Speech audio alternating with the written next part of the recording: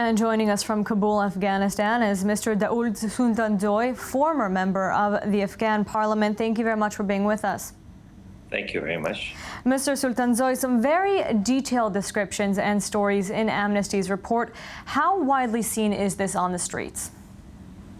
Actually, while the report may be true, but it's not a full report, it's not comprehensive enough, and it's not very in-depth. You know, these kinds of organizations, naturally, when they come up with these kinds of reports, these are after the fact. These are all very reactive organizations. When things happen, then they go and report and then fill up forms, and then the donors come and fill up their coffers. If they really want to make a dent in these kinds of things, they should have known that while the 150,000 troops leaving Afghanistan several years ago, when it was announced, this would have happened.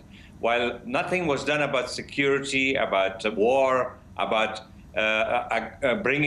helping bring good governance, they're working with bad governments, with corrupt governments, even in the past. And this is not the fault of this government alone. Like this government inherited these situations. Previous government that the Amnesty International and other organizations were dealing with were reigning in Afghanistan for 13 years. They didn't do anything, and they didn't see this coming. We were seeing this coming. So for international organizations to really become credible and their reports... And Mr. Sultanzoy, you're being very critical of them, and I want to mention one thing in their report that they may lack. They mentioned that they visited 3 of what they call settlements, all in government-controlled areas. If we take into account Taliban-controlled areas as well, could the figures that we see be much, much higher than what they're reporting? That's what I'm talking about. You know, they just probably go to where they want to go. They don't go to those places that they really need to go. They go to very convenient places. They go after the fact, and they go before any international conferences do about Afghanistan.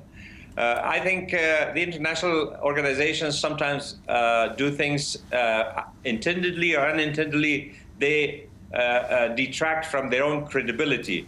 I'm not saying that the government is not at fault. I'm not defending the government here. I'm not defending anybody, but I'm saying that in order to really make a dent in these kinds of tragedies and prevent bigger tragedies, prevent a huge influx of refugees to Europe and other places, prevent extremism, prevent terrorism, we have to be proactive about these things. We know that this is coming. We should do something when it's not too late.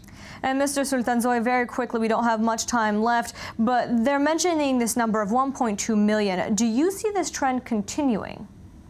Definitely. First of all, I think this number is very conservative. The number is higher.